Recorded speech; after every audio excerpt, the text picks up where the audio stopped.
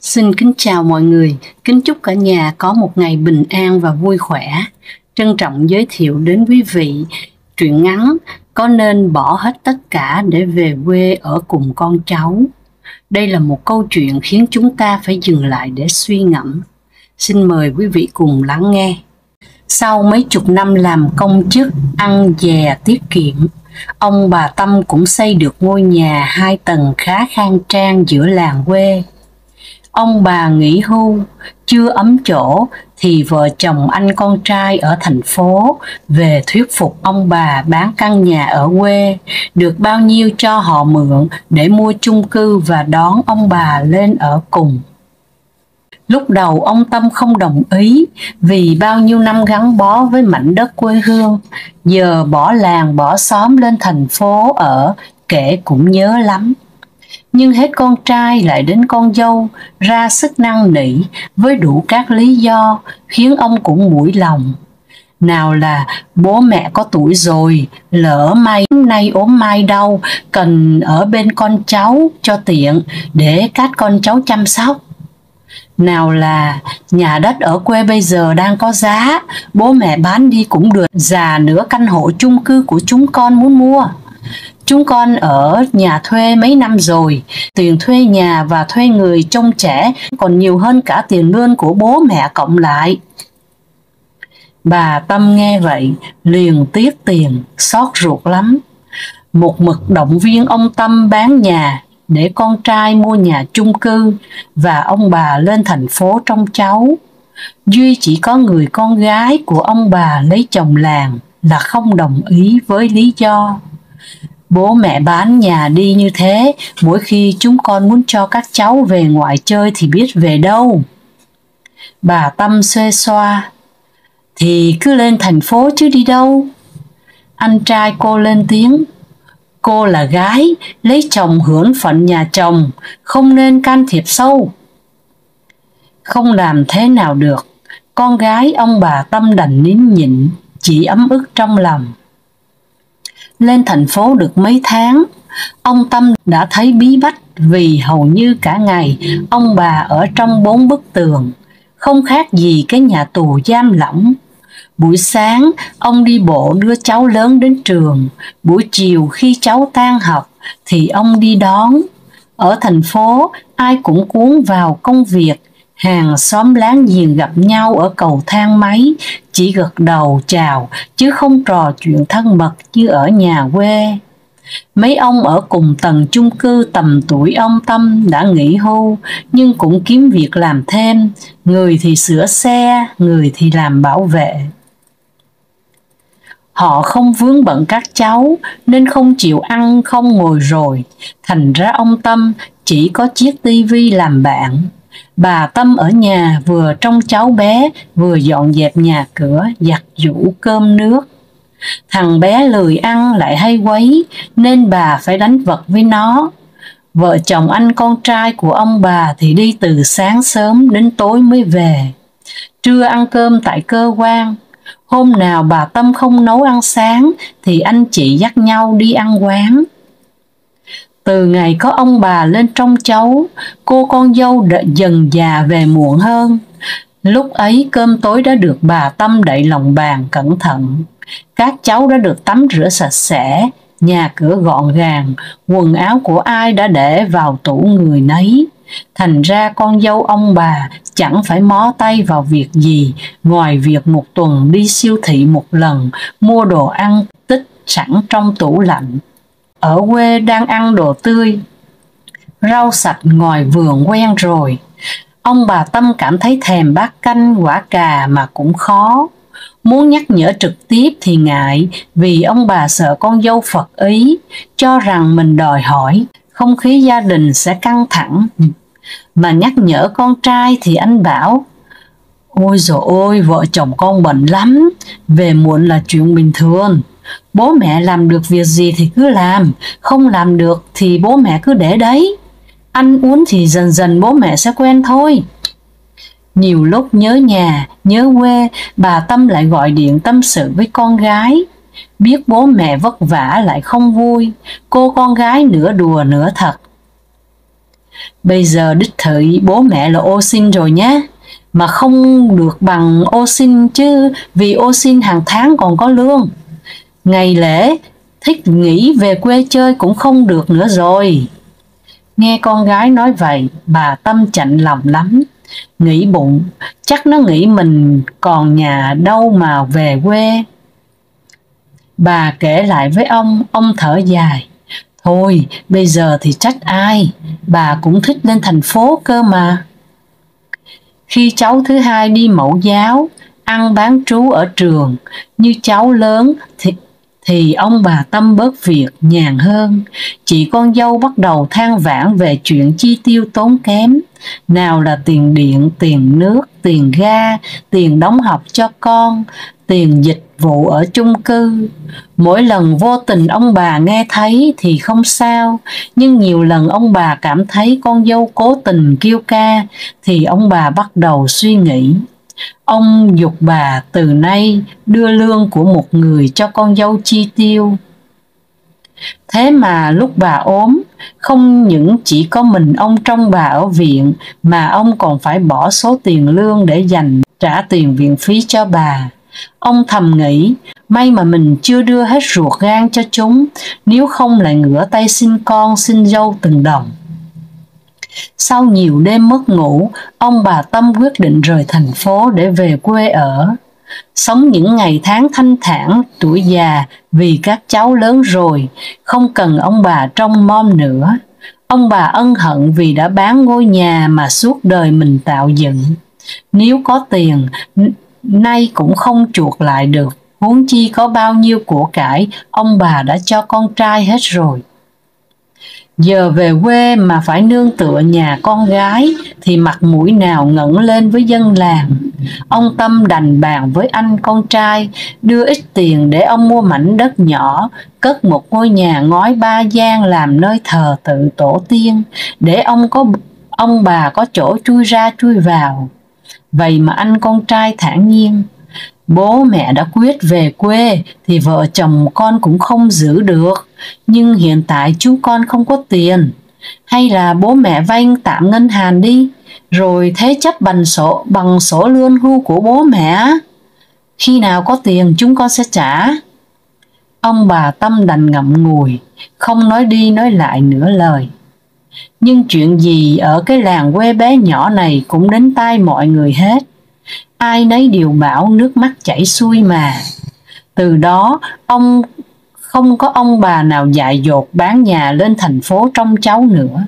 Người thì khóa nhà để đó một thời gian, người thì tuyên bố thẳng, nếu muốn ông bà trông cháu hộ thì đem cháu về quê, chứ ông bà không đi đâu hết. Chả ở nơi đâu bằng nhà mình.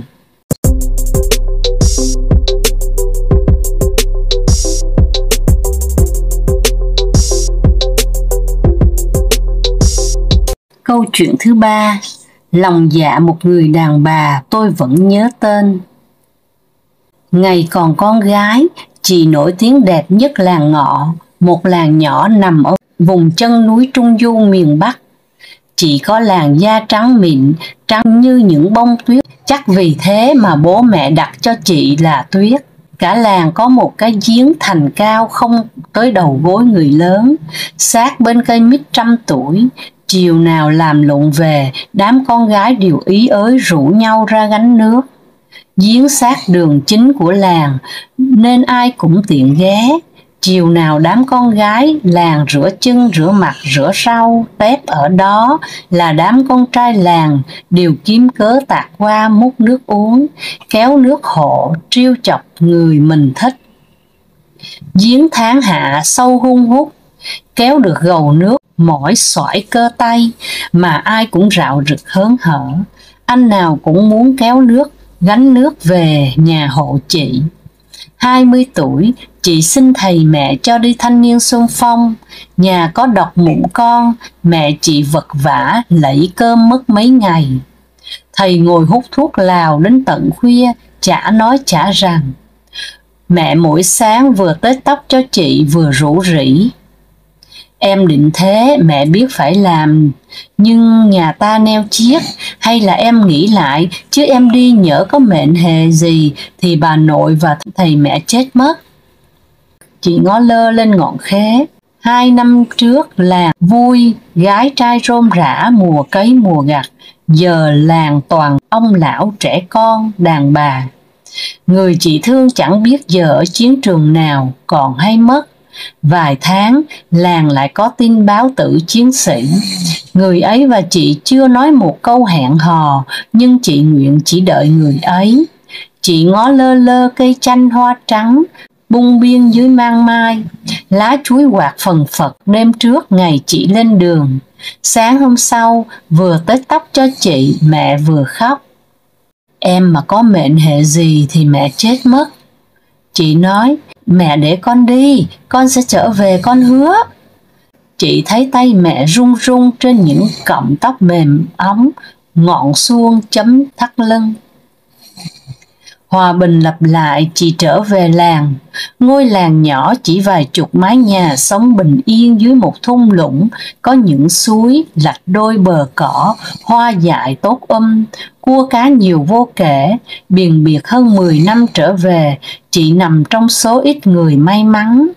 Mẹ chị mắt mờ, tay run, chẳng còn thắt nổi tóc cho chị, mà tóc chị cũng chẳng còn những cọng tóc óng mềm, ngọn suông chấm thắt lưng, giờ chỉ còn một nắm xác xơ, động lượt vài đường là rụng xuống vò nhám lòng bàn tay.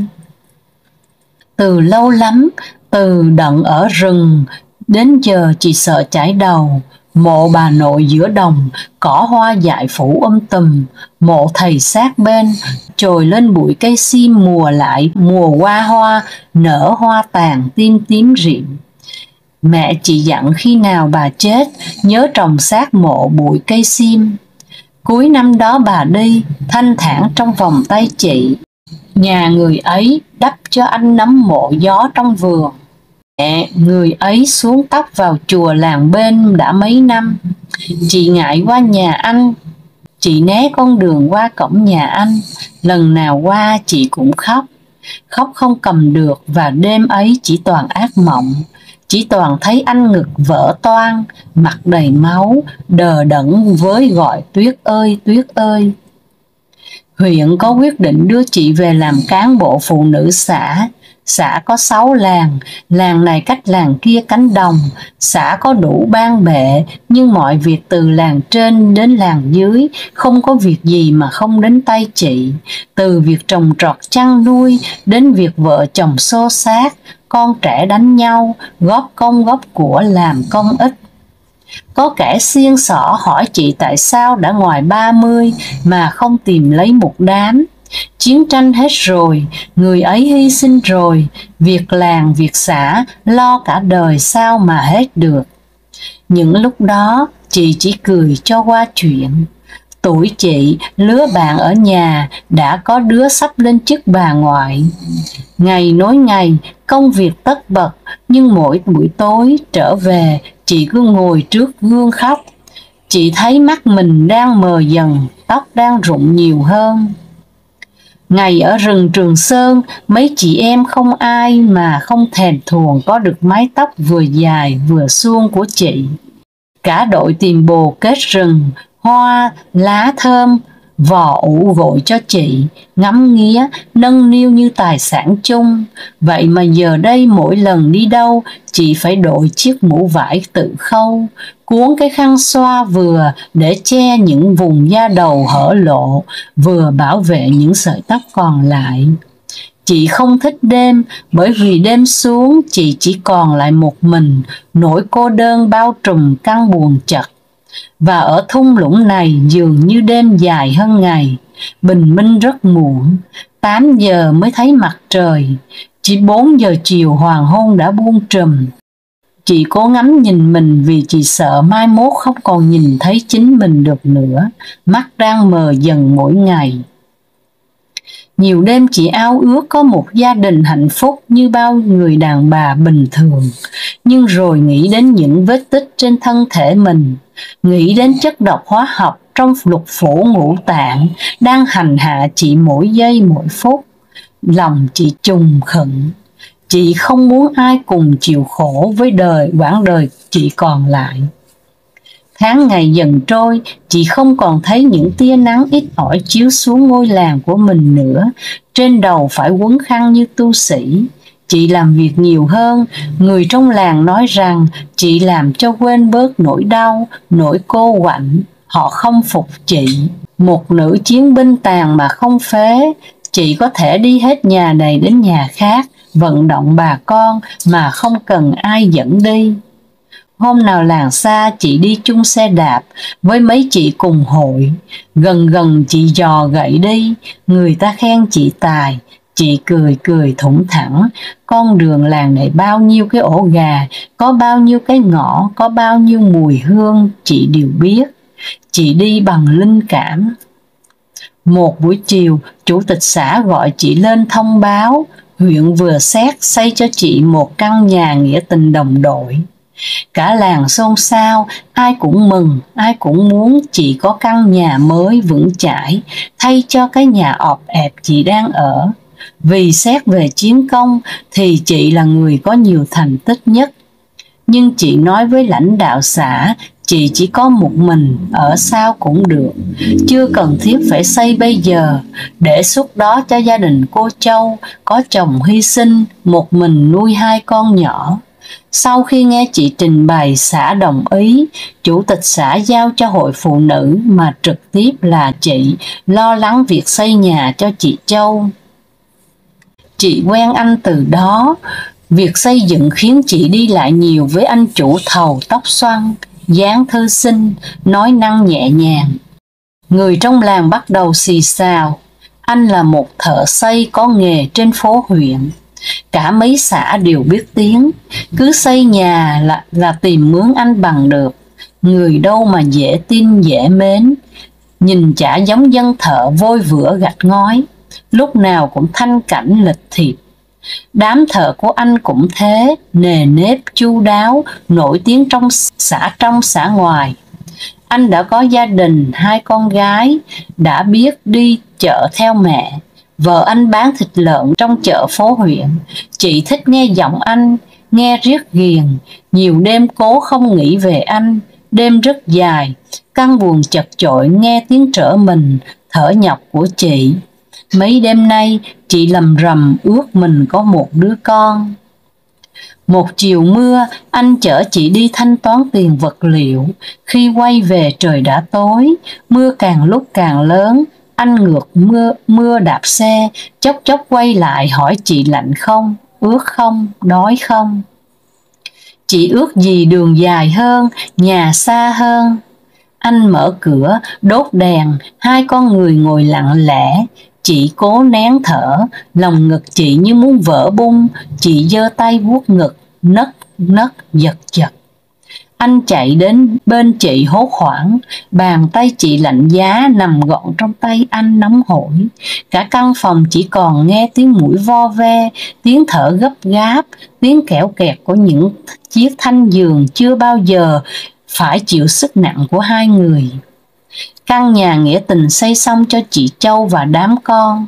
Cả làng hớn hở góp gạo góp gà vịt liên hoan tưng bừng. Chị âm thầm hạnh phúc vì sắp được làm mẹ. Cái bụng lớn dần. Chị chẳng giấu che, mấy chị bạn thân trên huyện bảo cứ phải vênh lên, đấy là quyền của một người đàn bà. Với chị thì càng được quyền đấy. Đứa nào gièm pha, xé nát mồm chúng ra, lũ thất đức. Chúng nó cứ gầm gừ, những kẻ biêu xấu chị làm cán bộ mà chữa hoang. Bụng chữa vượt mặt, chị vẫn nhờ người chở lên huyện bảo lãnh cho mấy hộ nghèo vay vốn sản xuất chăn nuôi. Trong số ấy, có đứa nói xấu chị nhem nhẽm. Chị âm thầm đi qua tháng ngày đặc biệt của đời mình, âm thầm nuốt hết vào lòng những chê bai, dè biểu, thương cảm của nhân gian. Căn buồn chật chội đêm đêm lầm rầm tiếng trò chuyện, tiếng cười nựng khe khẽ. Ngày chị sinh, người cân gạo nếp, người chục trứng gà, căn nhà nhỏ tấp nập người đến đi, oa oa tiếng trẻ, những suýt xoa trầm trồ, đứa bé kháu khỉnh, tiếng mắng yêu gọi nựng. Thằng con của chị lớn lên trong sự bảo bọc của cả làng. Chị đặt tên nó là Tâm. Con trai chị càng lớn càng đẹp, nước da trắng như mẹ, đôi mắt giống hệt bố, tóc quăn dựng sóng đen nhánh. Cả làng biết bố nó là ai, cả làng giờ thương chị. Bây giờ chị không còn buồn vào những buổi tối. Thằng Tâm biết lật, biết lẫy, biết bò, nhổm rồi đi, bi bô bơi ba gọi mẹ mẹ, nói cười ầm nhà. Đêm đêm chị sờ mặt con để tưởng tượng khuôn mặt của nó. Mắt chị không thấy, nhưng trái tim chị thì thấy con rất rõ. Chị Châu bảo nó đẹp lắm, nó giống anh như tạc. Chị cứ ôm con riết vào lòng, ngỡ mình đang mơ. Anh không giữ nổi lời hứa với chị đêm ấy. Từ khi biết tin chị sinh con, anh đã không muốn giữ lời hứa ấy. Một chiều, anh tìm đến bên căn nhà ọp ẹp. Anh nhìn căn buồng chật chội, nơi anh đã ngủ lại một đêm mưa lớn. Anh đứng lặng nhìn thằng bé, đôi môi đỏ, tóc quăn giận sóng, đang cười như nắc nẻ dưới trận mưa hôn của mẹ. Nó giống anh quá. Chị như linh cảm được có người lạ đứng trước cửa.